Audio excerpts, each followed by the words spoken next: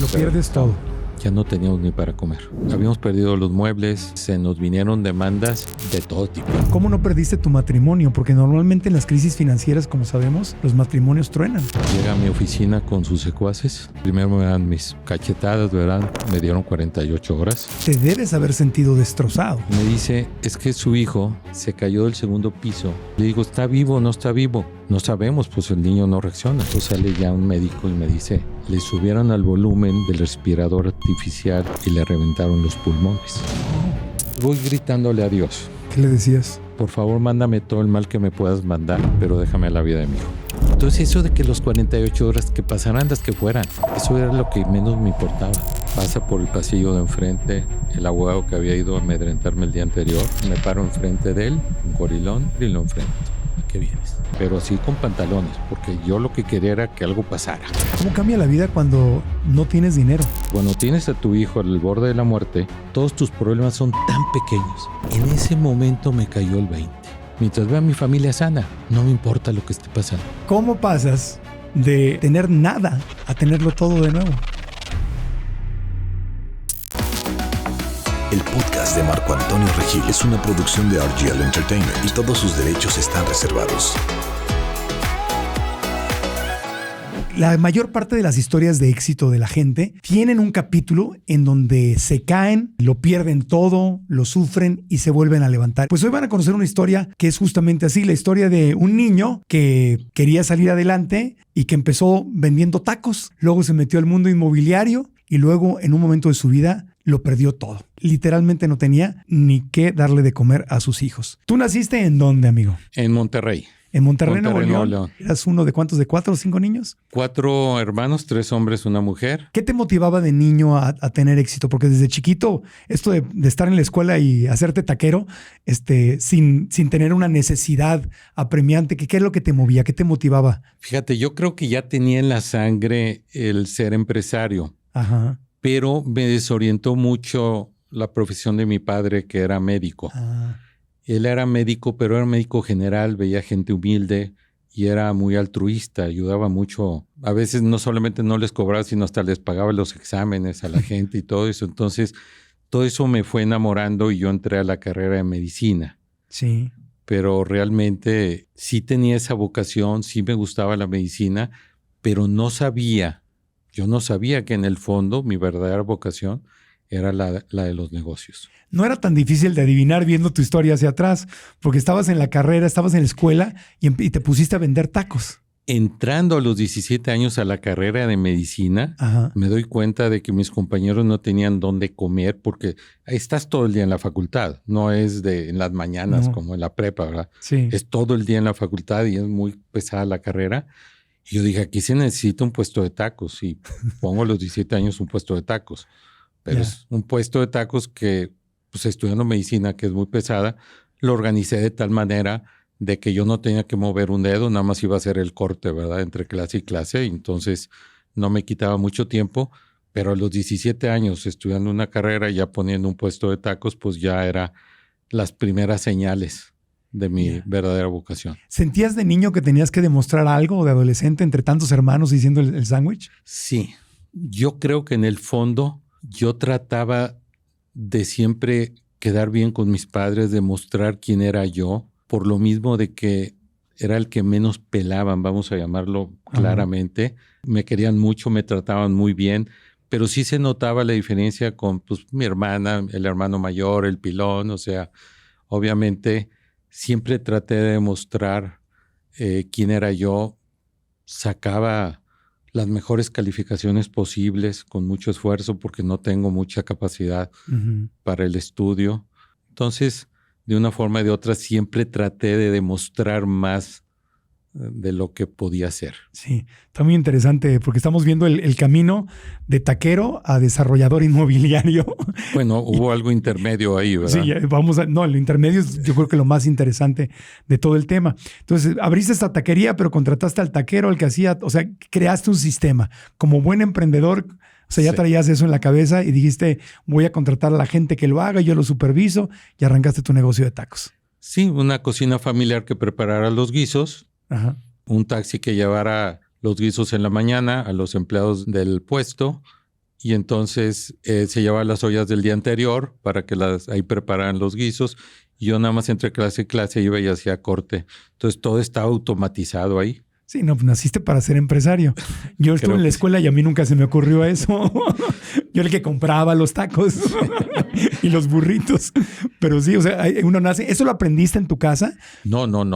¿O ya lo traías? Aquí el problema es que mi padre médico, yo no sabía nada de negocios, no había una herencia, una enseñanza, un ejemplo. Ajá. Entonces, empezar en los negocios, yo me di muchos porrazos, obviamente, Sí. por lo mismo que no tenía nadie que me orientara ni un ejemplo a seguir. Ya. También por eso entré a la medicina. Y hubo un momento dado en que te diste cuenta que lo tuyo no era la medicina. Al tercer año de medicina, 19 años de edad, me doy cuenta de que aquí en Monterrey no existían las bolsas de hielo. Ajá. Estoy hablando hace 50 años.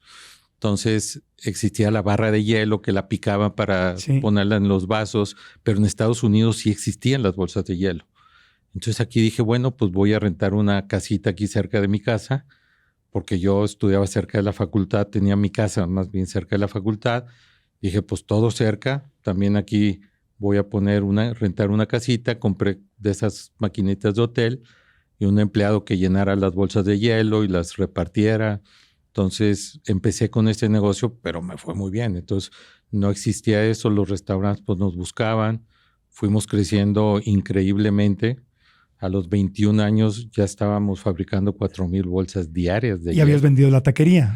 Es que le digo a mi padre, préstame para poner este negocito, y mi papá me dice, no, porque vas a descuidar la carrera es muy pesada, entonces no te apoyo en eso. Entonces, pues entre los ahorros de mi hermano mayor y vender el puesto de tacos, pues empiezo con unas maquinitas usadas y fuimos creciendo porque había mucha demanda. Ajá. Era la novedad.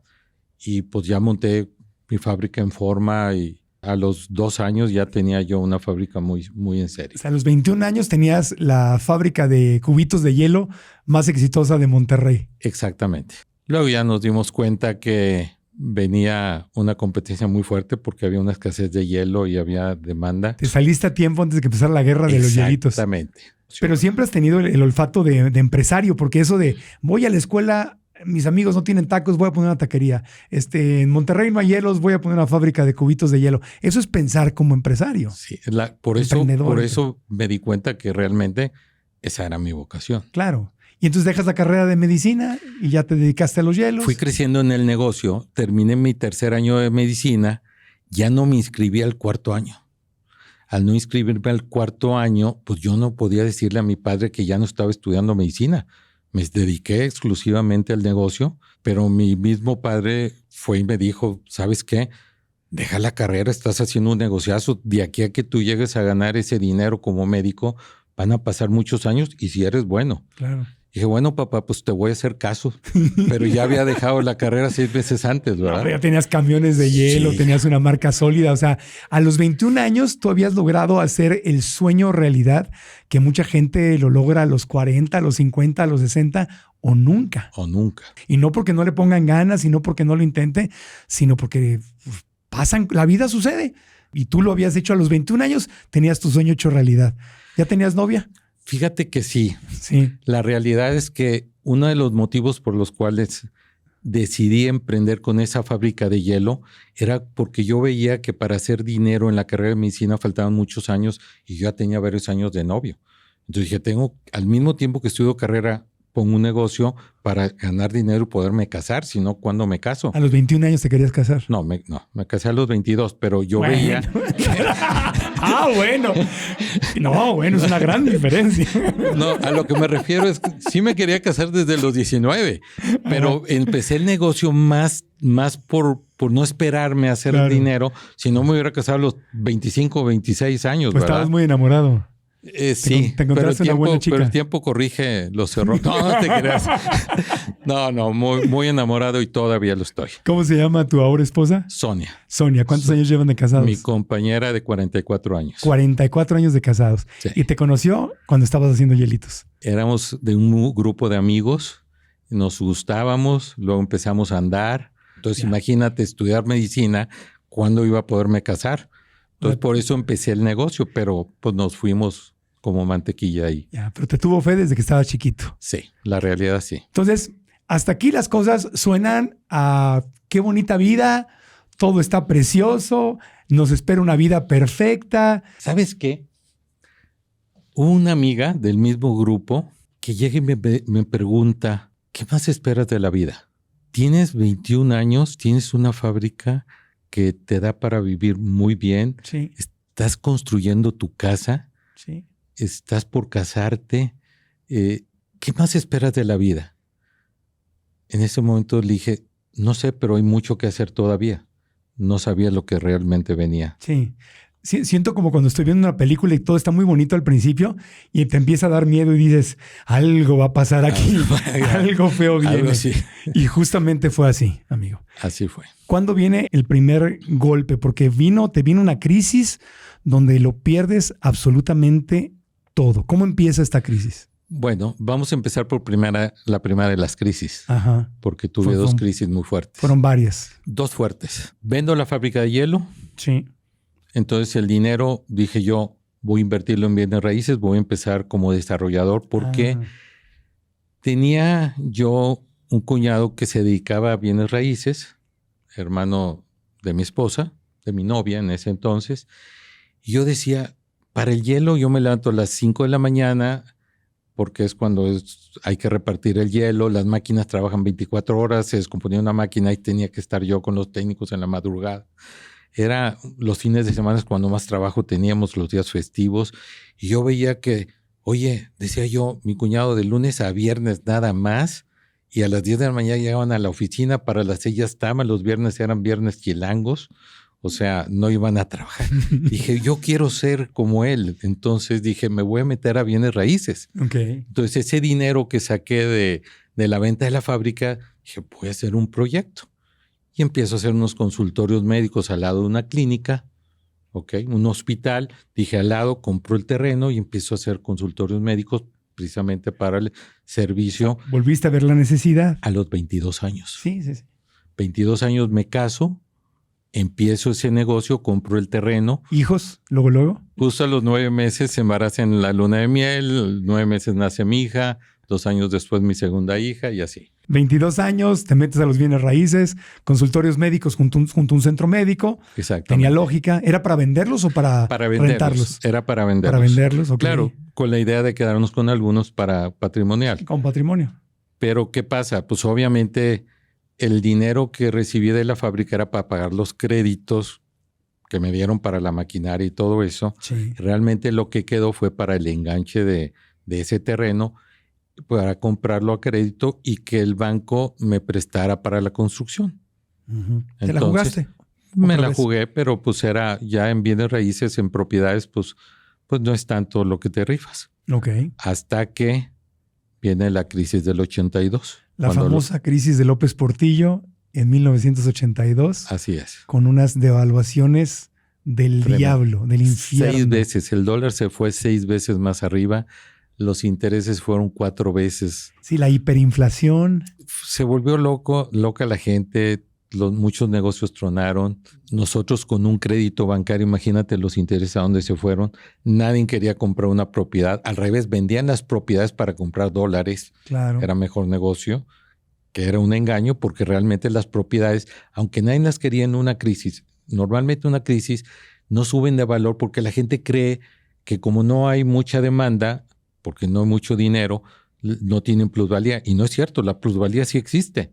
Lo que pasa es que hasta que no pasa la crisis se ve reflejada. Sí, sería el mejor momento para comprar una propiedad si tienes el dinero. Exactamente. Eso dicen, el cash is king, ¿no? El efectivo es el rey. Si es que lo tienes. Si lo tienes, la mejor inversión son las bienes raíces en situaciones, desaceleraciones económicas, crisis o lo que sea. Es la mejor inversión en cualquier época, pero en una crisis con mayor razón. Pero si tienes el dinero y no tienes deuda, y tú no tenías dinero y tenías deuda. Exactamente. Estabas del otro lado. Exactamente. ¿Y qué pasó? No podíamos ya pagarle al banco, el terreno estaba hipotecado, tuvimos que venderlo para pagarle al banco, nos quedamos en la calle sin dinero, ahí se fue todo lo que teníamos, tuvimos que regresar algunos enganches que habíamos pagado, entonces preferimos pues cumplirle a la gente, ¿verdad? Somos gente de aquel entonces, ¿verdad? Que la palabra y el nombre y el apellido valen. Entonces devolvimos todo el dinero de los enganches que nos habían dado, quedamos en la calle y tengo que volver a empezar como empecé a los 19 años. Una casita rentada, maquinitas usadas de hielo, empezamos otra vez. Regresaste al negocio del hielo. Sí, no había otra, pero era lo que yo conocía. Bienes raíces, pues era imposible. Se lo pierdes todo. Todo por completo. ¿Cómo no perdiste tu matrimonio? Porque normalmente en las crisis financieras, como sabemos, los matrimonios truenan. Fue otra cosa extraordinaria. O sea, mis respetos para mi esposa porque aguantó más de la cuenta y no por lo que te estoy diciendo ahorita, sino por muchas otras cosas que vinieron después. Por lo que viene ahorita. Que seguiremos platicando. Bueno, pues viene la crisis, lo pierdes todo, te regresas al hielo y empiezas a tratar de reconstruirte. Muy precariamente, pero ya con una esposa, una hija, otra en camino, una casa que mantener. En mi carro repartí el hielo, o sea, más precariamente todavía que cuando empecé a los 19 años y con más responsabilidades. Ahí volví a empezar, fui creciendo poco a poco, pero cuando medio me recuperé, yo dije, mi negocio realmente son las bienes raíces. Vendo esa fabriquita, que no estaba grande, realmente era una fabriquita mediana, la vendo para volverme a meter ya en bienes raíces. Había pasado la crisis económica, entonces vuelvo a entrar a las bienes raíces, que es donde actualmente estoy. Ya, ¿eso ya en qué año fue cuando regresaste a los bienes raíces? Regreso a bienes raíces en el 84. 84, ok.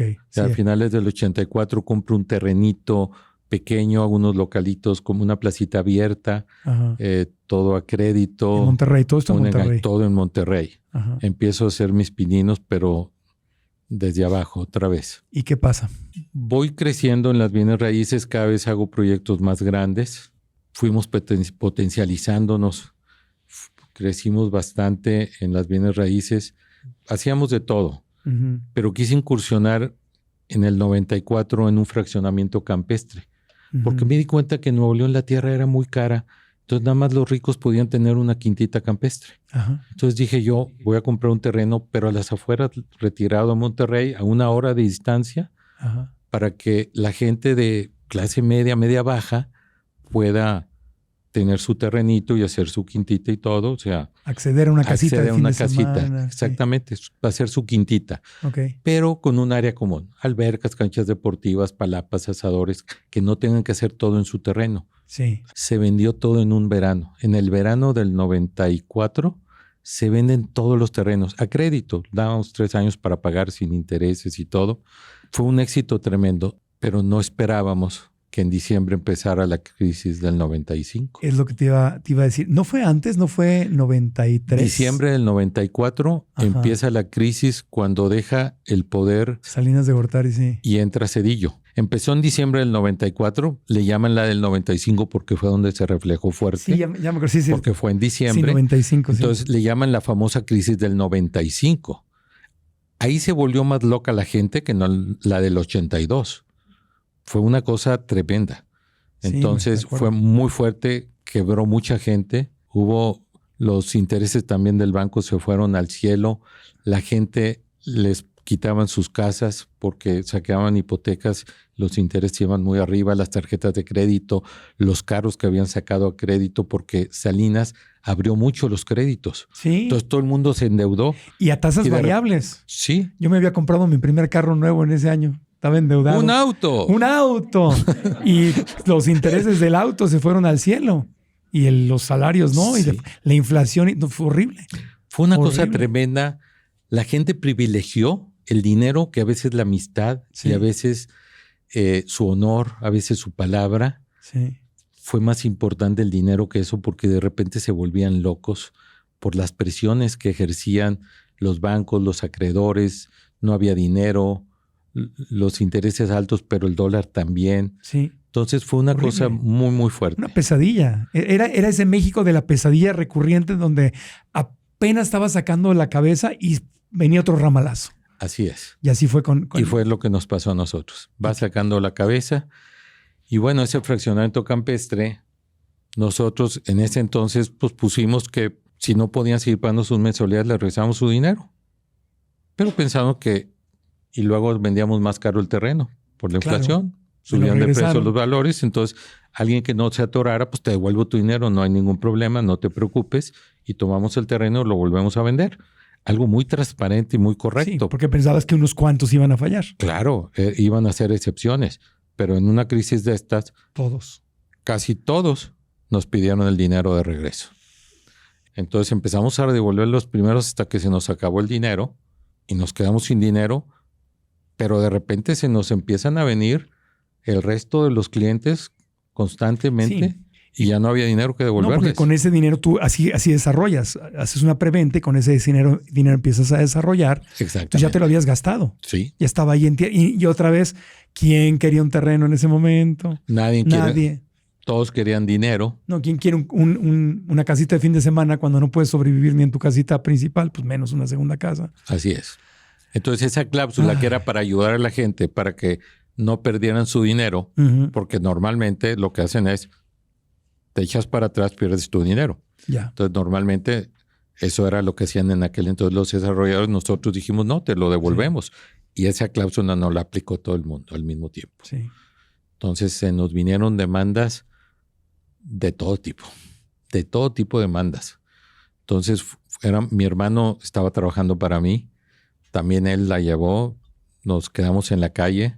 Fueron situaciones muy difíciles, ya con 4 de familia.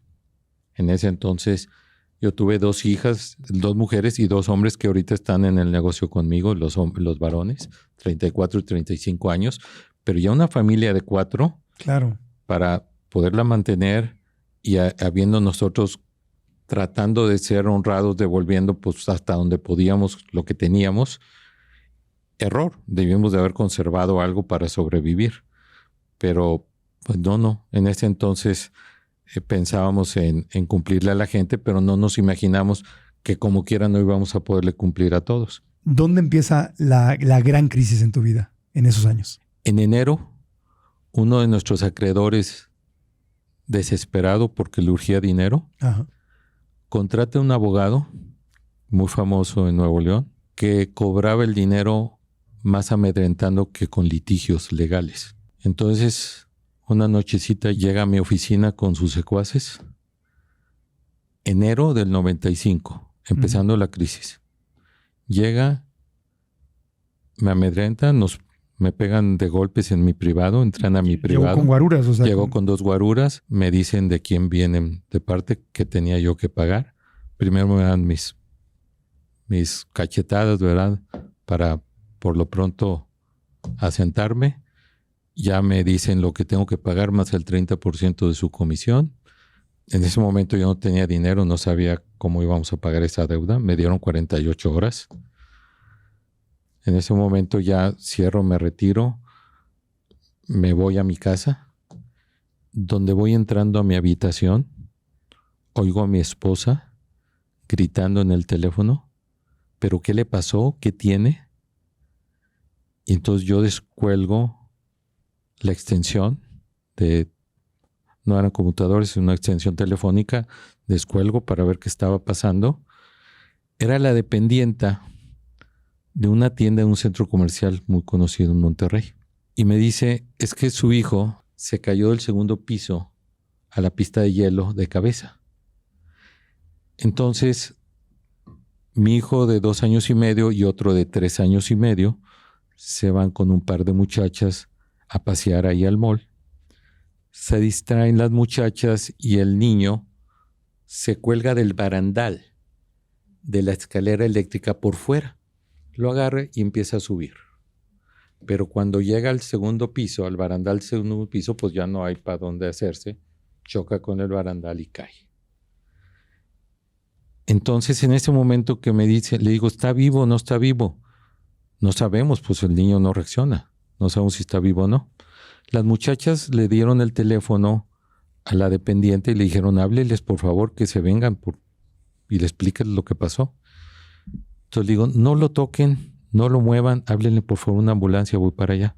Y en el camino, desesperado a toda velocidad, pasándome altos y lo que tú te puedas imaginar, pues voy gritándole a Dios. Pero a grito pelón, no mentalmente, a gritos, aunque yo fuera solo en la camioneta. ¿Qué le decías? Por favor, mándame todo el mal que me puedas mandar, pero déjame la vida de mi hijo. En esos momentos de desesperación, ofreces hasta tu vida. Entonces, ese fue mi decreto. Llego al centro comercial, bajo, entro al centro comercial, veo el montón de gente rodeando a mi hijo. No podía caminar. Una fuerza me detenía, no podía caminar, algo me detenía. Ya fui avanzando, fui caminando poco a poco y ya abriéndome paso, pues tenía que hacer un esfuerzo, abriéndome paso entre la gente. Llego, veo a mi hijo y pues obviamente tirado ahí en el piso, salía líquido espeso y sangre por los oídos. Ya me acerco a él y trato de moverlo, le acaricio ahí las mejillas y despierta. Empieza a sollozar. Yo entre llorido, sollozo, no era llanto, era sollozo, ¿verdad? Me tranquilicé, estaba vivo. Grave, pero vivo. La realidad es que cuando te platican las cosas, pues te imaginas lo peor. Luego ya llega la ambulancia, traté de tranquilizarlo, no moverlo. Nos lo llevamos al hospital, me voy en la ambulancia. Entra a emergencias. Llega mi esposa con una amiga, le pido a una amiga que lo trajera. Me dice, ¿cómo está? Pues no sé, está en emergencia desde hace rato. Pues asómate a ver qué pasó, quiero saber cómo está. Pues abro las puertas de vaivén, que en aquel entonces pues eran puertas de vaivén, me asomo, hace 30 años, y veo que están dando electroshocks a mi hijo para revivirlo. Okay. Había dejado de respirar porque el cerebro, con la fractura de cráneo, no le mandaba la señal a los pulmones para respirar. Entonces dejó de respirar, entonces le dan electroshocks, lo entuban. Total, ya me empujan, las enfermeras me sacan a empujones. No había entrado, nada más me había asomado. ¿Tenía seguro médico? Sí, pero no quiso pagar. Se hicieron tontos porque yo estaba en el periodo de gracia. Vence tu seguro y tienes 30 días para pagar. Yo tenía ese periodo de gracia, no teníamos dinero, pues yo me estaba tomando el periodo de gracia y con esa excusa, que no es correcta, no quisieron pagar. Reviven a mi hijo, pero yo salgo a preparar a mi esposa para lo peor. Empieza a golpearme en el pecho mi esposa de la desesperación. Luego ya sale los médicos, lo logramos estabilizar. Le hablamos a un cirujano neurólogo para que lo opere de la fractura. Bueno, ya había esperanzas. Llega el neurocirujano, nos dice, no lo puedo operar, es muy delicado, puede quedar en la plancha. Lo único que podemos hacer es coma inducido, 10 días, a ver si solda el cerebro. En esos 10 días. Uh-huh. Pero les advierto, no sabemos si va a despertar. Es un coma inducido con medicamentos. Cuando le quitemos en 10 días los medicamentos, puede que ya no despierte, puede que despierte pero esté paralizado su cuerpo, como puede que no pueda hablar, caminar, etc. Pero es lo único que podemos hacer. Cuidados intensivos. Yo no salí del hospital ni en 10 días. Renté un cuarto ahí para nada más cambiarme, darme un baño, estar al pendiente en cuidados intensivos.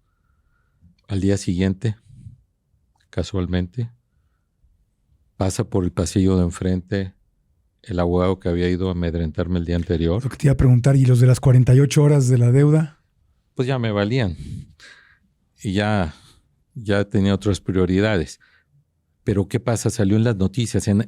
Hace 32 años, un suceso de estos era noticia. En todos los noticieros, periódicos y todo salió el accidente de mi hijo. Sí.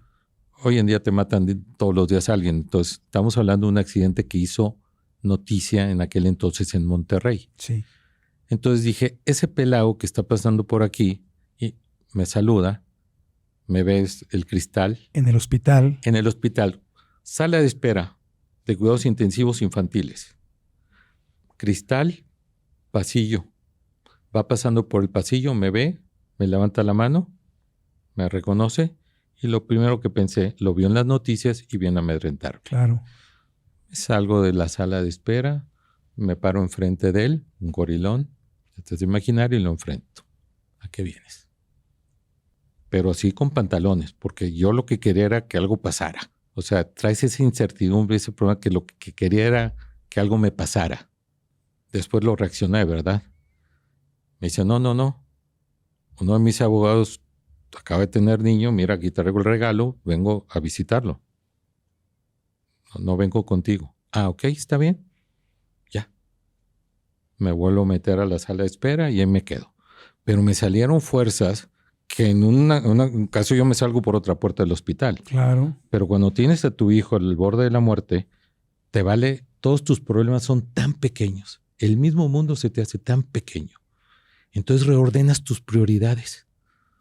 Ya empiezas a darte cuenta que es más importante en la vida. ¿Ok?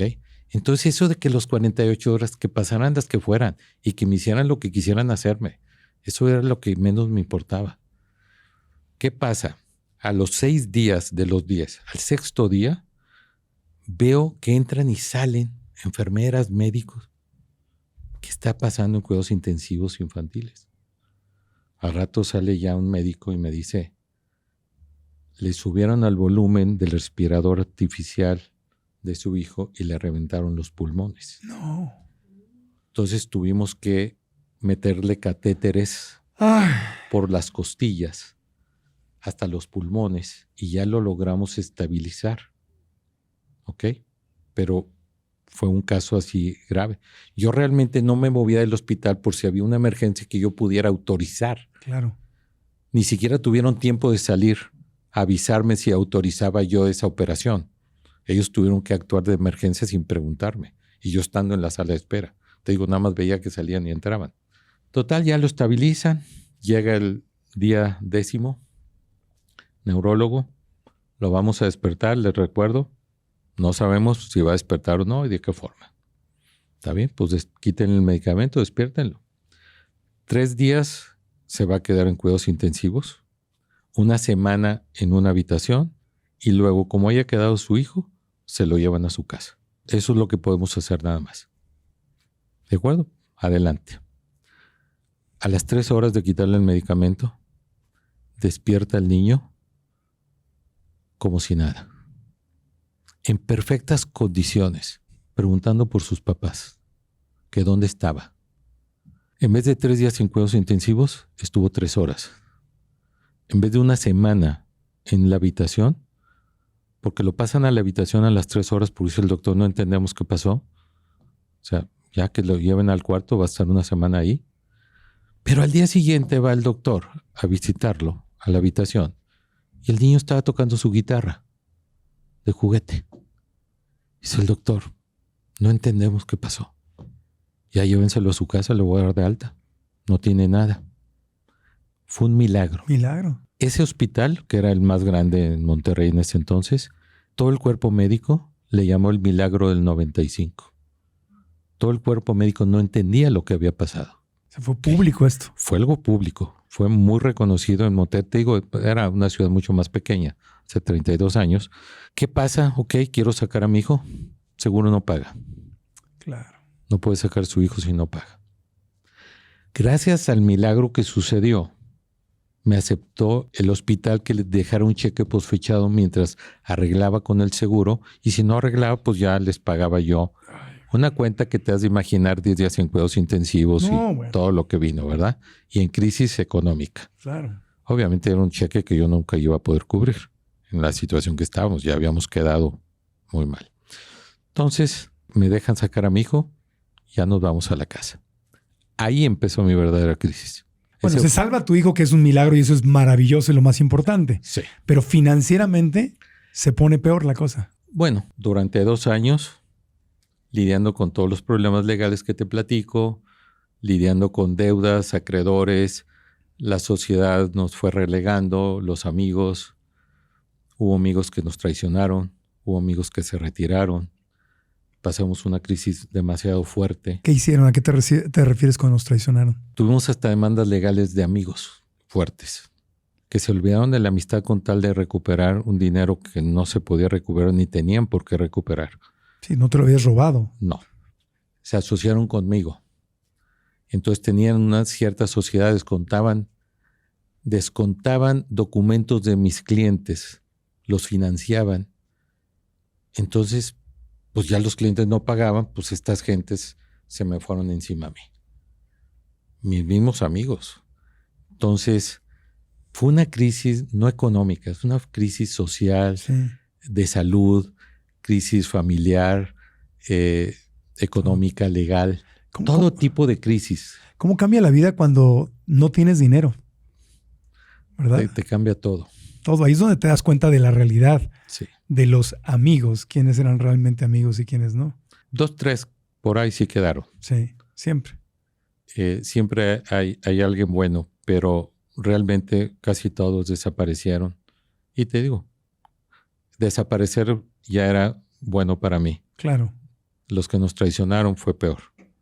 Entonces, ¿qué te trato de decir? Yo empiezo a escribir un diario de todo lo que me estaba pasando. No podía dejarlo así nada más. Yo en las noches escribía un diario para ir documentando todo lo que estaba pasando. Entonces un día estaba a la 1 de la mañana escribiendo y en el diario escribía lo que estaba pasando y remembrando qué era lo que me había llevado a esa crisis. Uh-huh. Y donde empiezo a redactar el accidente de mi hijo y estoy escribiendo y le gritaba a Dios que me dejara la vida de mi hijo, aunque me mandara todo el mal que pudiera, en ese momento me cayó el 20. Y dije, oye, yo lo pedí a gritos y me lo concedió como con un milagro.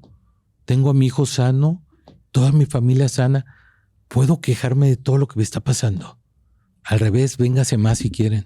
Mientras vea a mi familia sana, no me importa lo que esté pasando. Y a partir de ese momento, estoicamente recibí y enfrenté y resolví todos mis problemas. Y volví a salir adelante. Pero te voy a decir el tipo de crisis que vivimos. Yo un día estaba fuera de la ciudad. Llegan, tocan en la puerta de mi casa. Abre mi esposa. Era un actuario con 6 policías diciéndole: tiene 2 horas para desalojar la casa porque vamos a tomar posesión de ella. A raíz de la crisis nos cayó una demanda que realmente, pues la casa valía mucho más que la demanda. Entonces dijimos, pues si llega a una situación, pues vendemos la casa y pagamos la deuda y nos quedamos con el resto. Sí. Pero pues viendo nuestra crisis personal, nuestro abogado nos traicionó. Se vendió. Entonces aceptó un avalúo bajo de la casa, aceptó intereses altos, empataron las cosas, nos quitaron la casa sin recibir nosotros nada. Mi esposa enfrentó esto sola con mis hijos de 5 y 6 años. Lo sacaron de la casa así. En 2 horas. Un compadre llegó a ayudar a mi esposa. Yo no me enteré de nada, no tenía comunicación. Dijo, yo me llevo los muebles. Las cosas personales se las llevaron a casa de mi suegro y se fueron a dormir a casa de mi suegro ese día. Nosotros no somos de estar pidiendo ayuda, pero llegó un momento en que ya no teníamos ni para comer. Literalmente. Tan literalmente que habíamos perdido los muebles, ya habíamos empeñado joyas, todos los artículos personales, empeñado creyendo que lo íbamos a recuperar. Sí. La realidad es que nunca lo recuperamos y los perdíamos por poco dinero.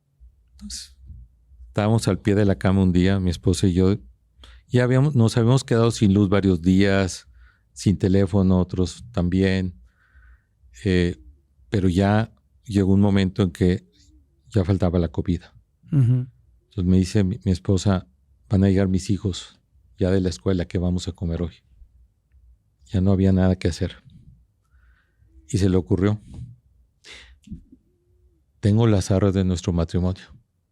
El padre dijo que era para que no faltara lo necesario en nuestro hogar. Ahí las debo de tener. Va, las busca. Compramos mandado que nos duró 10 días. 10 días para comer. A los 10 días, ¿qué hago? ¿Qué hago? Conocía yo al gerente de un supermercado ahí, cerca de la casa.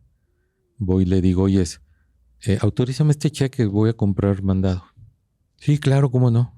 Compramos todo el súper como para 15 días. O sea, le diste un cheque que no tenía fondos. ¿O sí tenía algo? Pues estaba cancelada la cuenta. O sea, ya no tenía dinero para que quería una cuenta de cheques, ¿verdad? No había ni cuenta. Pues ni cuenta, ¿para qué la queríamos, verdad? Si no había dinero que meterle. Entonces, cuenta cancelada, pero pues ni modo. Vamos ahí Son cosas que uno para darle de comer a sus hijos hace... Sí, estás en supervivencia. Sí, son cosas incorrectas, pero no iba a dejar de pagarlo. Era únicamente provisional mientras lograba yo recuperarme. Obviamente, cuando el gerente se dio cuenta, empezó a atacarme, a presionarme. Como yo no podía pagarle, lo imprimió, lo amplió, copia fotostática ampliada en cada caja registradora con mi nombre, el cheque, para presionarme a que le pagara. Me tardé algunos días, le pagué con todo y la multa, la comisión del banco. ¿De dónde sacabas el dinero? Hice 1000 cosas. Fui haciendo 1000 cosas poco a poco para recuperarme. ¿Qué hacías? Porque en medio de una crisis así de fuerte, ¿qué haces? Aparte, México seguía en crisis. No era un momento para reinventarte. Bueno, te estoy hablando de que mi crisis se fue recrudeciendo. Ajá. ¿Ok?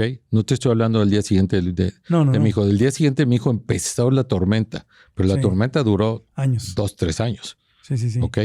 Pero yo te estoy hablando de que tocar fondo, de que no hay para comer, ya es otra cosa. Podías quedarte sin luz, pero no sin comer. Entonces, ese día que vendimos las jarras, ¿ok? Para mí fue el día que tocamos el fondo. Luego ya el cheque y luego había un terreno que habíamos dado, un terreno allá en el campo pequeño que yo lo había vendido, no me lo habían pagado, pero legalmente no lo podía vender hasta no poder... pues cancelarlo por medio de un juicio, pero un juicio con abogados, pues ¿de dónde? Entonces, pero sí lo podía dar en garantía, entonces pues ahí lo di en garantía. Nadie quería un terreno en garantía allá, nos dieron unos cuantos pesos. O sea, empezaste a hacer una bola de cosas, apestas, no tienes amigos, nadie te quiere prestar, nadie se quiere asociar contigo, todo el mundo quiere patear al que está en el piso. Pero me vas a creer que 6 años después, caso a mi hija, rentamos Xcaret. 6 años después. 6 años después de vender las arras. La misa en una palapa, hay una capilla en una palapa en Xcaret. Sí. Ahí es la boda. La hicimos en el atardecer, mientras la misa iba ocultándose el sol. En las ruinas, el civil. En el cenote, la fiesta. La tornaboda en la boda. A las 7 de la mañana salen los autobuses, los últimos autobuses a regresar a Cancún, a nuestros invitados, que los habíamos llevado en avión rentado. 6 años después. Exactamente 6 años después. Cuando voy entrando del brazo con mi hija, veo un amigo, René, que es esotérico. Ve cosas más allá de lo que normalmente la gente vemos. Y cuando voy entrando del brazo de mi hija, estaba llorando. Yo dije, qué raro. Al día siguiente, porque la tornaboda, pues empezaron a salir autobuses de regreso a llevar a la gente al hotel de regreso. Imagínate una boda de 3 días. El avión nos llevó un día y a los 3 días fue por nosotros. Y entonces hubo eventos desde el primer día hasta el tercer día. Eventos durante 3 días. Entonces regresó el último autobús ya con nosotros, con la familia. Llegamos al hotel y ya estaba el buffet de desayuno. Y este amigo, mucho mayor que yo obviamente, estaba desayunando ya ahí. Él se había venido temprano. Nosotros llegamos todos desvelados. Llegamos allá al desayuno y lo veo sentado ahí solo en una mesa. Y voy y me acerco con él y le digo, oye, ¿por qué estabas llorando? Ni yo que soy el papá estaba llorando. ¿Qué te pasó? ¿Te acuerdas eso de las arras que viviste? Porque pues él estuvo muy de la mano con nosotros. Fue de los que se quedó, de los verdaderos amigos que se quedó. Y que como es esotérico, se le queda todo grabado, ¿sí me entiendes? Sí.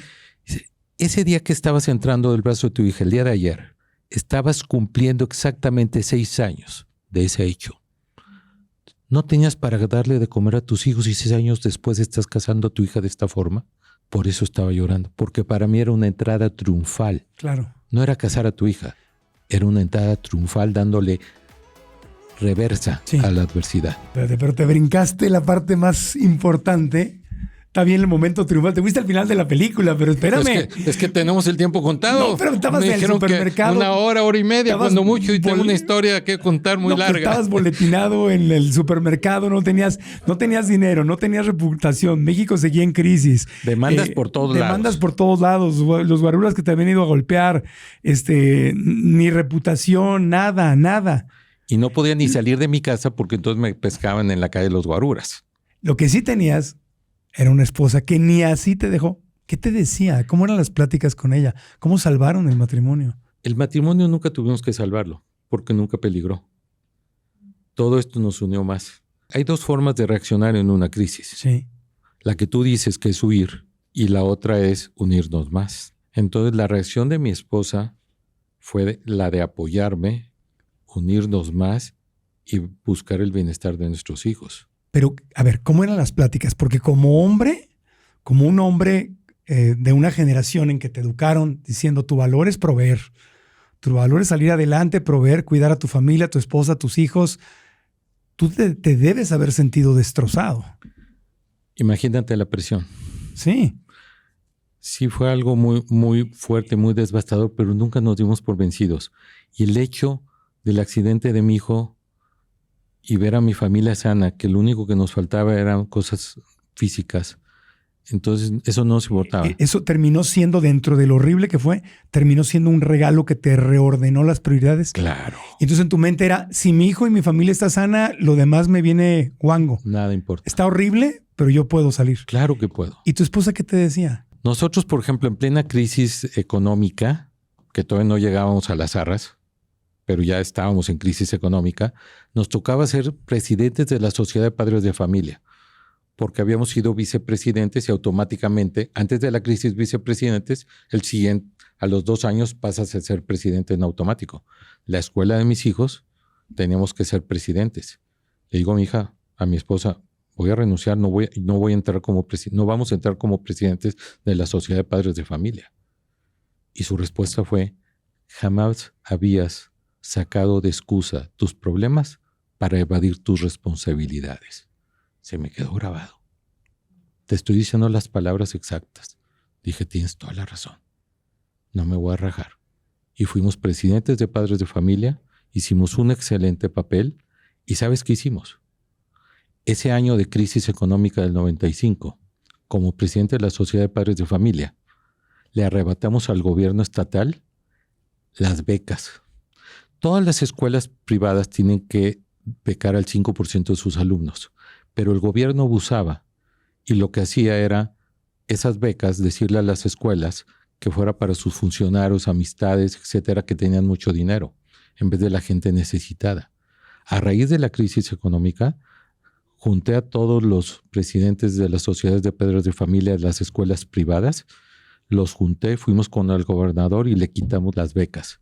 Entonces, ahora, a partir del 95, a raíz de la crisis, empezaron las escuelas y hasta el día de hoy, a que las becas las asigna la escuela en conjunto con la sociedad de padres de familia a los padres más necesitados, no a los familiares y parientes de los gobernantes. Entonces, tomamos nuestro papel en serio, nos pusimos a trabajar a pesar de la crisis que estábamos viviendo económica.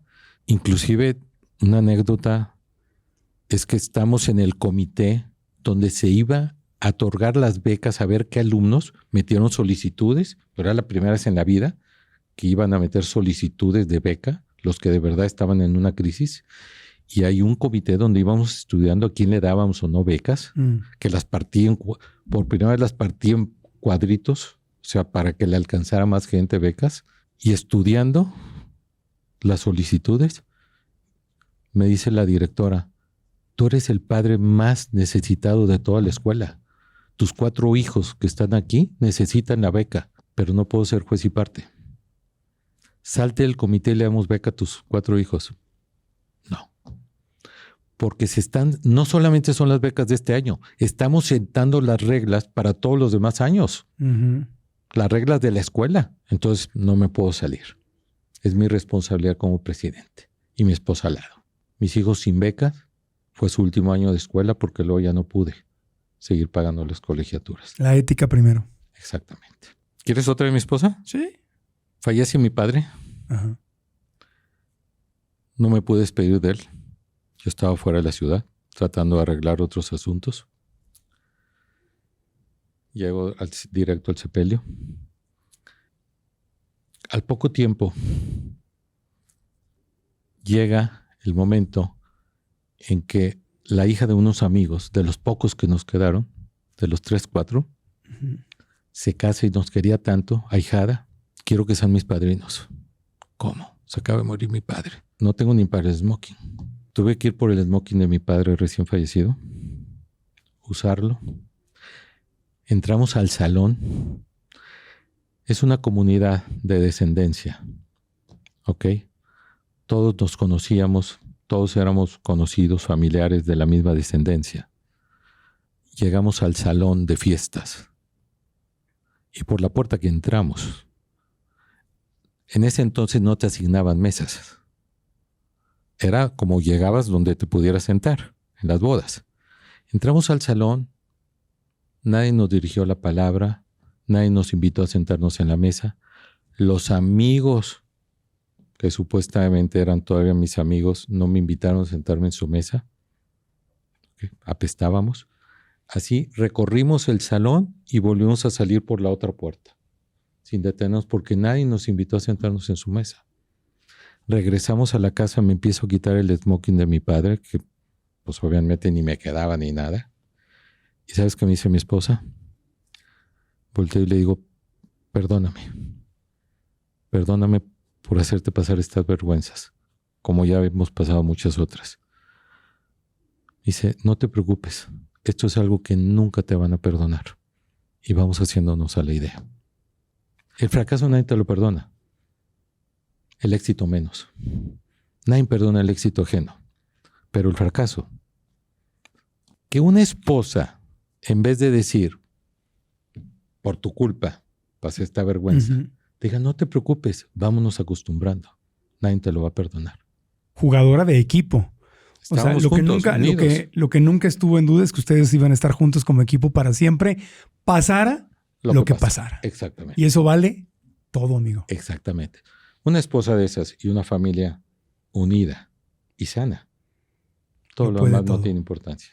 Ahora, ¿cómo pasas de no tener casa, no tener para la comida del día, no tener dinero para la colegiatura, no tener reputación, no tener terreno, estar endeudado, apestar, la gente ya te rechazaba, te sacaba la vuelta?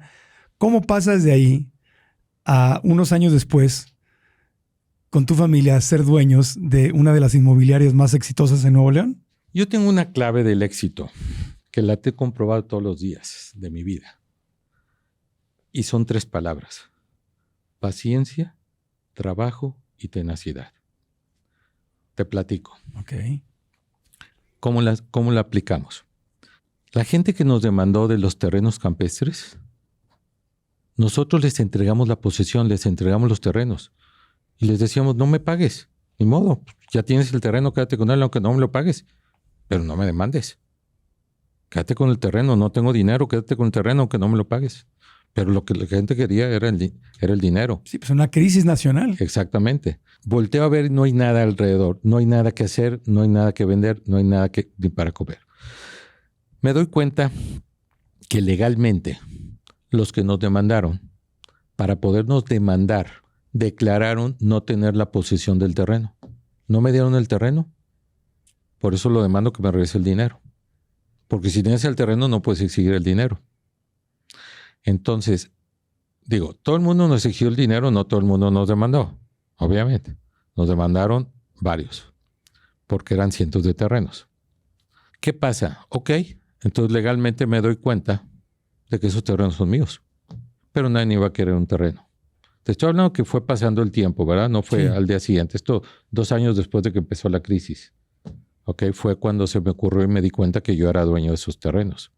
Abandonado el camino, desquebrajada la alberca, abandonado el terreno. El fraccionamiento abandonado. ¿Qué hago? Me doy cuenta que hay algunos que sí pusieron su ranchito ahí. Entonces voy con ellos y les digo, mira, casualmente el terreno de al lado es mío.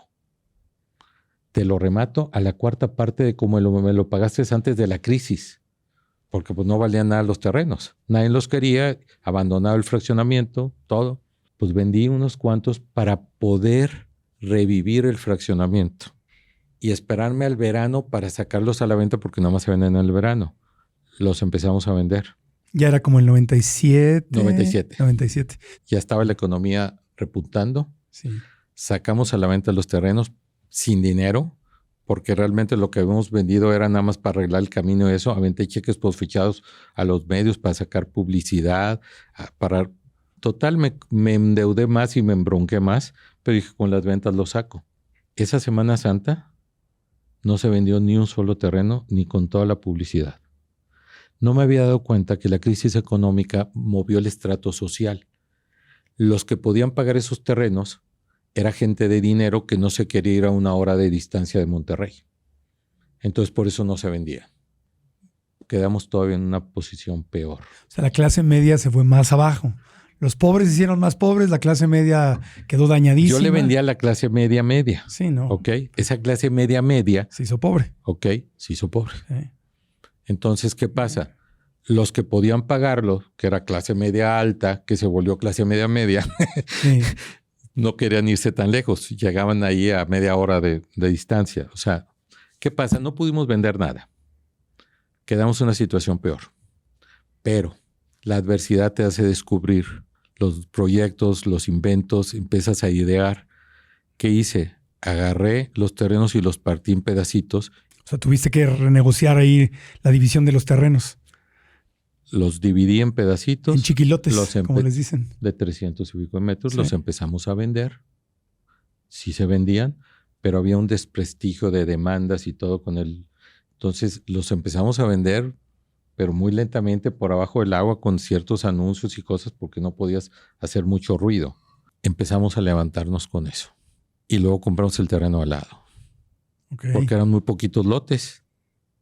Eran muy poquitos terrenos.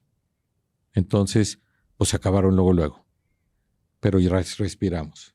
Amarramos el terreno al lado. Te adaptaste al mercado. Exactamente. Y así fuimos creciendo. Con lotes chiquititos. Hicimos el fraccionamiento más grande de Latinoamérica. ¿Qué? 11,000 terrenos. 11,000 terrenos. 11,000 terrenos. ¿Cómo se llama ese fraccionamiento? Campo Verde. Ok. Pero ahí fue donde me fui levantando poco a poco. Te recuperaste. De las cenizas. Pagaste tus deudas. El triple. Te juro por mis hijos que ahorita están vivos, ¿ok? Y sanos, que a todo el que le quedé debiendo, 2, 3 años después, les hablaba por teléfono y les decía, oye, ¿te acuerdas que te debía tanto dinero? No, pues no me acuerdo cuánto era. Sí me acuerdo que me debías. Es tanto, aquí lo tengo documentado. ¿Te importa si ahorita te mando el triple? No, ¿por qué? ¿Cómo? Sí, aquí lo tengo. ¿Te puedo mandar el triple? Claro. Les pagaste con intereses. Pues como no calculé intereses, simplemente Sí. el triple lo que te quedé viendo hace 3 años. No, bueno, pues qué maravilla. Ok, entonces proveedores, gente, cuando mi crisis, pues quedé debiendo. Pero si te recuperas, lo correcto es devolver tu dinero y compensarlos porque el dinero valía menos. Claro, no, y aparte es tu reputación. Exactamente. ¿Sabes lo que es recuperar tu reputación después de haber estado en el piso y de tener demandas por todos lados de todo tipo? Esos son los actos que te hacen recuperar tu reputación y estar ahorita donde ahorita estamos. Claro, Porque ahorita lo que nosotros vendemos, creen la gente que vendemos locales comerciales de plazas. No, nosotros vendemos confianza. Reputación, claro. Porque los vendemos antes de construirlos. Y recobrar esa confianza después de donde estuvimos es a raíz de ese tipo de actos. Claro. No es de milagro. No, porque aparte el país está lleno de estafas. Hoy en día. Está lleno de estafas y hay un montón. En todas las ciudades vas y ves un edificio abandonado que se vendió en preventa. Y en Nuevo León. Y nunca termina. No, Nuevo León, en Yucatán, tierra. En Jalisco, en todas partes. Pero hoy en día, ahorita, se han dado en Nuevo León tantos fraudes inmobiliarios que no son fraudes realmente. Los tipifican como fraudes. Se les complicó las cosas, se les enredaron. No había uno que otro sí hubo mala voluntad, pero la mayor parte de los que están tronando ahorita es que se enfermaron en la pandemia y se están muriendo ahorita. La crisis económica y la pandemia se empezaron a complicar y hoy en día se están muriendo. Eso es lo que está pasando en Nuevo León, en todo el país, pero principalmente en Nuevo León. ¿Y tú qué habías aprendido? ¿Qué aprendiste que tú no has sido parte de los que se han enfermado en la pandemia y le está pegando ahorita? Esa es la bendición de las crisis, que aprendes. Cuando te quemas, con leche le soplas al jocoque, como dicen, ¿verdad? Sí, tú te incendiaste, no te quemaste. Exactamente. Tuviste un incendio. Eso es lo maravilloso, lo que aprendes. ¿Qué aprendiste? Si tú no aprendes de la adversidad, estás frito. Claro. No sales del pozo. ¿Y qué aprendiste? ¿Qué aprendí? Sí. ¿Qué hacen todos los desarrolladores de México? Compran un terreno, para hacer un edificio de departamentos, una placita comercial abierta, un mall cerrado. Compran un terreno, pero se lo hipotecan al banco para que les preste para la construcción. Sí. Y empiezan a vender los departamentos, las viviendas, que prácticamente todos los fraudes son de edificios de departamentos, ¿eh? Empiezan a vender lo que está hipotecado. Y está bien mientras no haya crisis. Sí, mientras la preventa funcione, todo se venda y adquieres todo a muy buen precio, va a haber plusvalía, bla, bla, bla. Y todo sale muy bonito. Viene en crisis y estás poniendo en riesgo lo que estás vendiendo. Y eso no es correcto. Pero todo el mundo lo hace. Nosotros no. ¿Qué hacemos nosotros? Al revés. Hacemos centros comerciales que ahorita te los platico, moles cerrados, pero en vez de sacar un crédito bancario, agarramos el terreno y lo protegemos porque pues ya aprendimos con lo del fraccionamiento. Lo metemos a un fideicomiso bancario de protección. Nadie lo puede tocar. Ahí está en el fideicomiso y empezamos a construir con las preventas. Pero si tú me compras un local de contado, yo te pago intereses a ti en vez de pagarle intereses al banco mientras construyo. ¿Cómo? A ver. Tú me quieres comprar este local comercial, ¿ok?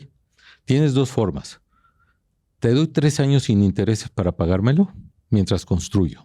O me lo pagas de contado, pero entonces yo soy el que te voy a pagar intereses mucho más altos que los del banco mientras yo construyo, para que tu dinero no esté muerto. Porque yo te estoy financiando. Claro, me estoy financiando contigo en vez de financiarme con el banco. Ya. Prefiero pagarle intereses a mis clientes que pagárselos al banco.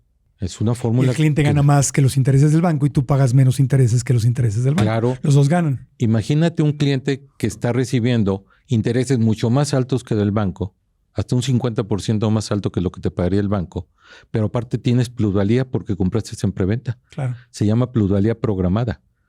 Nosotros durante la construcción hacemos aumentos graduales hasta que llega la inauguración. Sí. Y entonces estás recibiendo intereses, pero luego empiezas a recibir rentas. Tu dinero nunca estuvo muerto. Claro. Recibiste plusvalía y recibiste intereses. Te puedes quedar con el local. Y es tuyo, más bien. No te puedes cobrar, es tuyo, te lo voy a escriturar. Sí, o sea, te quedas con él, lo rentas o operas tu negocio o lo puedes revender. Ha habido plusvalías de hasta el triple de cómo los vendimos. ¿Son tan exitosas nuestras plazas hoy en día? No es presunción, pero hay historia, se puede comprobar, que hay mucha gente, comerciantes que están rentando, que dicen yo tengo que tener seguro aquí en mi lugar y compran las bodegas al triple de como las compró el dueño. Y si no ese es el que se los vende, se lo compran a otro. Entonces la plusvalía ya abierta a la plaza y exitosa, entonces las venden hasta el triple de como los compraron inicialmente. Y hay mucha gente que lo compra no para rentar, sino para poner ahí su negocio. Ah, claro, los comerciantes nos compran, pero la mayor parte de los que nos compran son para rentarle a los comerciantes. Claro. Y es más, hay otra opción que les ofrecemos a los comerciantes, lo que no hace nadie en este país. Somos tan seguros de nuestros proyectos que te decimos, ¿me lo compras de contado? Sí. No te voy a pagar intereses. Quédate con la pura plusvalía, pero yo te voy a rentar tu local durante los primeros 5 años de la plaza. ¿Cómo? Sí, yo soy tu inquilino y yo se lo subarrendo a un comerciante. Pero tú ya tienes seguro que yo soy tu inquilino durante 5 años a rentas mucho mayores que los intereses del banco, con la inflación cada año, y ya te dejé en una plaza exitosa con un inquilino que ya hizo clientela y que te va a rentar al precio que sea. Se lo heredas después al inquilino. 5 años lo rentas tú, lo subarrendas. Lo subarrendo, le pago yo el interés. Si a mí se atrasan con la renta o lo que tú quieras, ese es mi problema. Sí. Entonces tú ya tienes tu renta segura.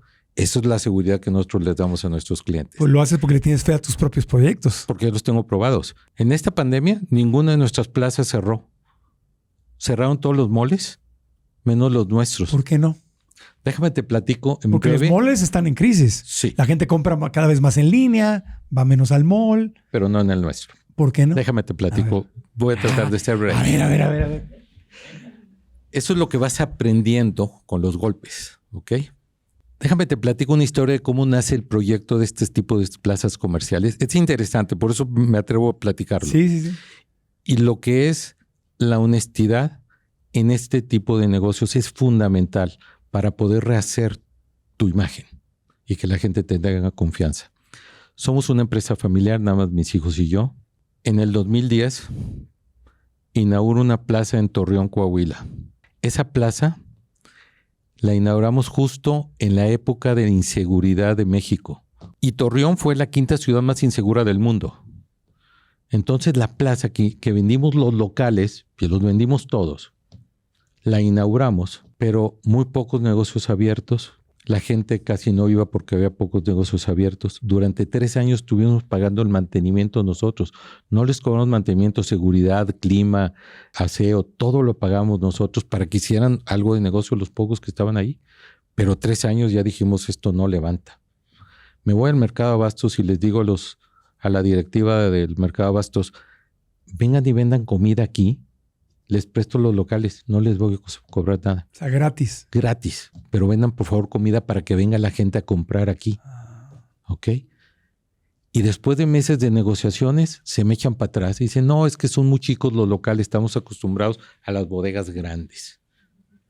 Ni gratis. Ni gratis. Ni gratis. Porque decían, pues no vamos a caber. Ok. Se me ocurre una idea medio loca. Les digo, oye, ¿y si derrumbo la plaza que tiene 3 años de inaugurada y la vuelvo a construir, pero todo alrededor pongo bodegas grandes, no tan grandes como las de ustedes, pero sí con 2 pisos para que almacenen arriba y que como dan el estacionamiento, hacia afuera venden en medio mayoreo a los negocios de la zona y adentro a las amas de casa con carritos de supermercado y en el centro pongo el área de mall? En el centro pongo los locales comerciales. Ah, sí, le entramos. Firmamos convenios. Hice que los cientos de clientes que nos habían comprado locales me firmaran un convenio donde me permitían derrumbar su local que está aquí, tumbarlo y volverlo a construir acá en el centro de la plaza. Casi todos nos firmaron. Pues obviamente no estaba funcionando, no les iba a costar nada intentarlo. Estaban muertos. Dije, si no me firmas, te dejo el elefante blanco aquí, yo ya me voy. Yo no puedo seguirlo manteniendo toda la vida. Entonces, o me firman para tumbarlo y volver a construir bajo mi costo, no les va a costar nada. ¿Tú pagaste por toda la reconstrucción? Tuve que vender mi casa en Isla del Padre, mi quinta campestre y los pocos ahorros que habíamos juntado para volver a construir una plaza que tenía 3 años. Y yo puedo estar mintiendo, pero ahí está la plaza y ahí está la historia. ¿Ok? ¿Cómo se llama la plaza? Se llama Plaza Abastos. Plaza de Plaza Comercial y Abastos de Mercado Abastos. Ok. ¿Qué pasa? La derrumbamos, la volvemos a construir, un exitazo desde el primer día.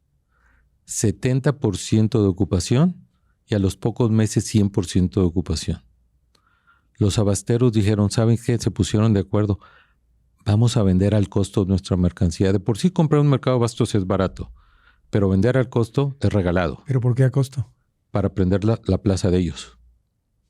Entonces imagínate, en 3 meses se terminaron de llenar todos los locales, prendió la plaza y es un exitazo desde hace varios años. También ellos tuvieron la visión de empresarios. Los organicé, ¿verdad? Obviamente. Les diste la idea. Les dije, oigan, sacrifiquen 3 meses. 3 meses den al costo su mercancía, prendemos la plaza y entonces ya la gente cambia su costumbre de compra de ir al supermercado a venir a comprar de mitad de precio su súper, su canasta básica. Entonces, obviamente, prendió. ¿Qué hago? Eso es historia aquí en México. La creatividad que da la crisis, ¿eh? La creatividad que da el tener que sobrevivir. Y ¿sabes qué? La vida te compensa. Ajá. Para mí eso fue un acto que no he visto en todo México con ningún desarrollador que responda a sus clientes antes que su mismo patrimonio, respete el patrimonio de sus clientes, que es lo correcto. Y nos compensó la vida que ahora mis hijos y yo estamos replicando ese modelo de plazas comerciales en todo el país. O sea, ese es el modelo, el que nació ahí. Ese es el modelo. O sea, no son plazas... Ya modernizado, ¿verdad? No son plazas elegantes, son plazas... Son plazas populares, pero con las comodidades de una plaza de lujo. Climatizadas, pasillos amplios, carritos de supermercado. Entonces la gente, ¿qué pasa? Tenemos lo que es básico en todas nuestras plazas. El área de mall, el área de mercado con abarroteras, fruterías, carnicerías, de todo. Claro, pero en vez de tener un gran supermercado ancla, tienes a la gente, a los comerciantes, así al estilo antiguo, a todo el mundo comerciando. Tú vas a un supermercado y quieres comprar aguacates. Hay un stand de aguacates, caros, maduros, verdes. Te aguantas, es lo que hay. Aquí vas a una frutería y hay más surtido de aguacates que en cualquier supermercado, y luego te vas, y si no te vas a otra o a otra y vas a encontrar lo que quieras. O sea, en vez de que el dueño sea el gran supermercado, son los tenderos. Los tenderos, exactamente. Les diste un espacio y les creaste plazas. Exactamente. Regresaste a los mercados antiguos, solamente que en el formato de plaza. Pero con dignidad. Cualquiera puede comprar barato en un mercado rodante, en un mercado de abastos, pero inseguro, insalubre. Y a veces no hay estacionamiento ni... ¿Dónde? Sí, ¿dónde? Aquí todo el estacionamiento del mundo gratuito. Jamás se puede cobrar el estacionamiento en nuestras plazas por reglamento. ¿Ok? Entregamos los locales llave en mano, listos para que el comerciante meta su mercancía. Entonces el comerciante prefiere pagar más renta que meterle cientos de miles o millones a un local que no es de ellos. Claro. ¿Ok? Entonces hay mucho más rentabilidad. La luz la compramos de mayoreo y les entregamos los locales ya con medidor de luz y con toda la energía que quieran, pero más barata porque la compramos de mayoreo. Entonces pueden pagar más renta. Nosotros administramos nuestras plazas de por vida para garantizar el éxito de las mismas. Entonces, hasta que no las hagamos exitosas, van bajo nuestro costo. Entonces, nosotros las administramos, pero por medio de una AC que no persigue fines de lucro. Entonces, la cuota es pequeña, la renta es mayor. Entonces, hay un sistema. ¿Cuántas se han construido? No, bueno, acabamos de empezar con esto. Tenemos 3 en funciones y 3 en construcción. 3 y 3, ahí van. Sí, ahorita, pues en Nuevo León obviamente tenemos 2 en Nuevo León y otra en construcción. Y estamos construyendo en Reynosa, estamos por inaugurar la de Querétaro, estamos por empezar la de Guadalajara. Y lo que hacemos es que lo básico que tiene que haber en todas las plazas es mercado, mall, tecnología, fast food, comida rápida, y el área de la salud. El área de salud es una clínica muy completa con quirófanos, habitaciones y cientos de consultorios médicos. Todo lo que tenga que ver con salud, no nada más médicos, también pueden ser psicólogos, pueden ser terapistas, nutriólogos, etc. Entonces, ¿qué pasa? A la gente le acercamos todo lo de primera y segunda necesidad en el mismo lugar y mucho más barato. Hasta un 40% más barato todo. Las consultas económicas, todo mucho más barato. ¿Y qué te dice tu mujer ahora? ¿O qué le dices tú a ella? Gracias. Mira, Marco, hay algo que tengo que reconocer. Si tú estás pegado a Dios, si tú haces las cosas correctas, el Dios, lo llames como lo le quieras llamar, ¿eh? Sí. El Dios que tú quieras. Yo le digo a mis amigos, yo le grité a Dios que me mandara todo el mal que pudiera, pero no era Dios. Estaba decretándoselo al universo y el universo te cumple. Y cumplió al pie de la letra. Ya no me podía mandar más mal del que me mandó. Pero me dejó la salud de mi familia. Entonces eso es lo importante. ¿Qué me dice mi señora ahora? La tengo como reina cuando se moría de hambre antes. ¿Por qué? Porque mi compromiso con mis hijos y con mi esposa es devolverles lo que un día les quité. Y cuando lograr tener lo que no tenías es un gran logro y una gran satisfacción. Pero recuperar lo que un día perdiste es una satisfacción enorme. Porque estás recuperando a lo que tú estabas acostumbrado. Y la gente que invierte contigo, tú después de haber pasado estas crisis, tú tienes una gran responsabilidad porque la gente te da su dinero para invertir contigo y tú estuviste ya donde lo perdiste todo varias veces. Pero la historia habla por nosotros. Exactamente, o sea, porque tienes una enorme responsabilidad. Claro. ¿Cómo crees que estamos haciendo plazas en todo el país? Mira, ya mis hijos y yo hacemos estas plazas no por negocio. Las hacemos más por ayudar a la gente. Con estas plazas no te imaginas a toda la gente que ayudamos. Ayudamos al productor del campo a vender directo sus productos al público. Sin intermediario. Sin intermediarios. Eso ahí es un logro enorme. O sea, que el productor del campo no le tenga que vender al intermediario, que le vende al supermercado y luego el supermercado ya te vende a ti. O sea, es quitar porque esos son los de en medio los que se quedan con todo el dinero del producto. Y el pueblo está comprando barata su comida. Claro. Y de una forma digna. Climatizados, carritos de supermercado. ¿Cuándo has visto un mall donde tú puedes llegar a la tienda, a la boutique, comprar y agarrar tus bolsas y ponerlas en la bolsita, en el carrito, igual que el mandado? O sea, todas tus compras, dejas en el taller de tecnología, dejas arreglando tu celular o compras accesorios en el área de tecnología, o mientras está tu paciente en la clínica, estás en la plaza consumiendo un ecosistema comercial. O sea, hazte de cuenta que antes de una consulta, después de una consulta, la gente consume ahí. Nosotros promocionamos a los médicos en cada acceso a nuestras plazas. Los restaurantes compran ahí su mercancía en el mercado. Un ecosistema comercial tremendo. Y seguro. Y los empleados de todos esos negocios son consumidores potenciales de la plaza. Claro, ahí compran todo lo que necesitan. Entonces, olvídate, antes de abrir las puertas al público, ya tienen su clientela todos los negocios. Pues felicidades. Es una historia de éxito, de creatividad, de persistencia. Aquí tengo las palabras: paciencia, trabajo, tenacidad. Esa es la clave básica. Ajá. Hay muchos otros elementos. Obviamente. Porque sigues haciendo lo mismo que en tus primeros tacos.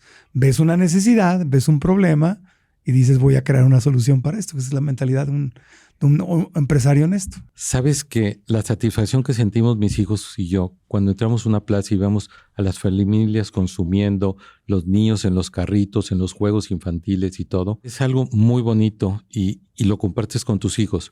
Ayudamos a los comerciantes también porque ponen una sucursal de su negocio, sea cual sea su giro, porque todos los giros caben en nuestras plazas. Ayudamos a los inversionistas a tener muy buenas rentas, invertir en un local y recibir rentas. Y todos pueden ser inversionistas. ¿Por qué? Aunque no tengas mucho dinero. Nosotros vendemos certificados de muchos locales. Estamos vendiendo, por ejemplo, un Hotel Hilton que va a estar en nuestra plaza de Apodaca, Nuevo León. Va a estar un Hotel Hilton, un centro de convenciones, un coworking de oficinas, un edificio. Bueno, va a haber hasta iglesia. Pero, ¿qué es lo que pasa? El estudio de mercado nos arrojó que se necesitaba todo eso. 1,400 empresas en Apodaca y no tienen centro de convenciones.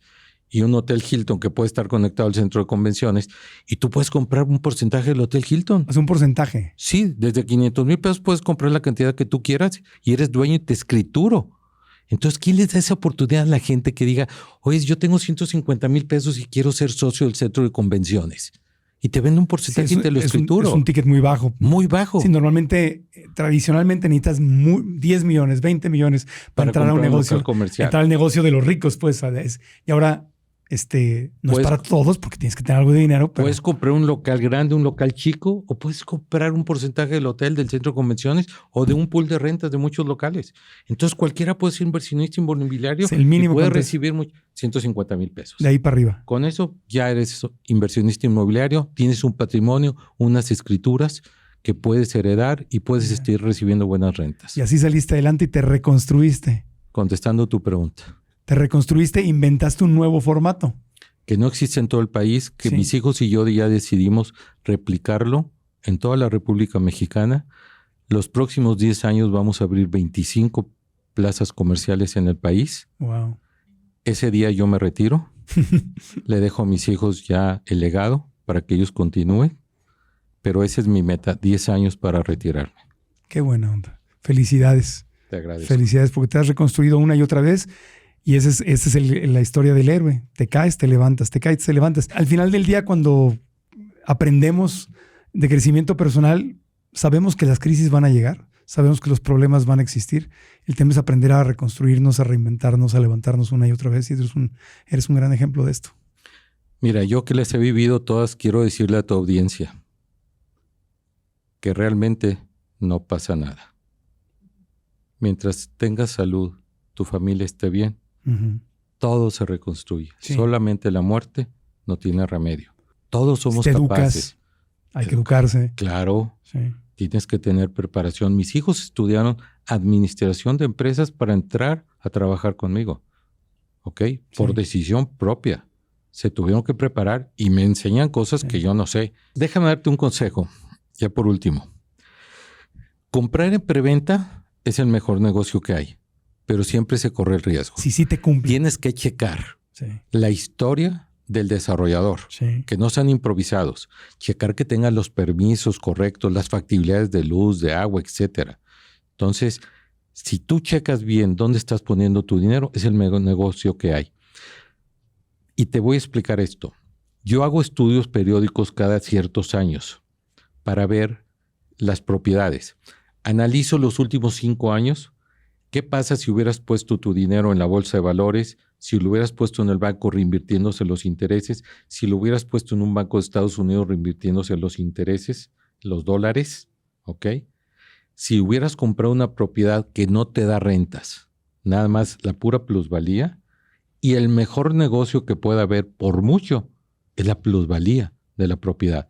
Y si esa propiedad te da rentas, olvídate, no tiene nada que hacer lo demás.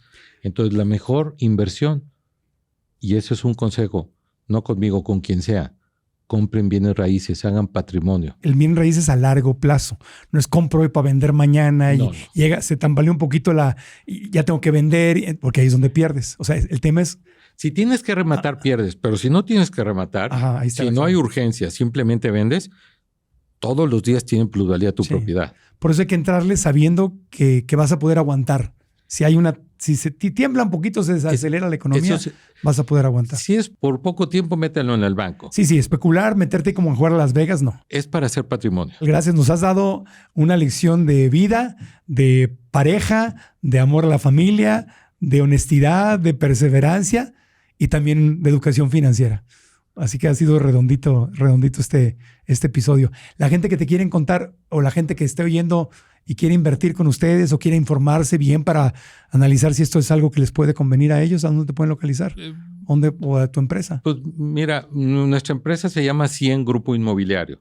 ¿Y ahí hay información de los centros comerciales para invertir? Tenemos una página. ¿O habrá gente que quiere rentar un local o invertir en bienes raíces? O sea, habrá gente que pueda querer acercarse a ti por diferentes razones. Mira, nosotros lo que hacemos es, si eres emprendedor, nosotros te ayudamos, te apoyamos, te asesoramos, te ponemos publicidad y para que pongas un negocio. Para abrir tu negocio.